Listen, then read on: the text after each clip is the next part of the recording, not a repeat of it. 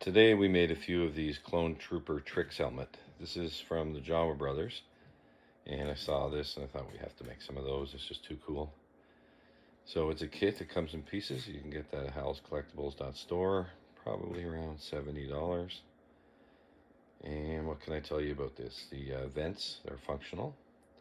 So it actually has vents right through. It has the teeth separated to make things a little bit easier for you.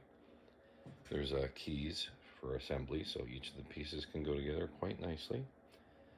And we printed off 2 of these mohawks just to see which orientation prints best. So I guess the first person who buys one will get 2 mohawks you can pick from.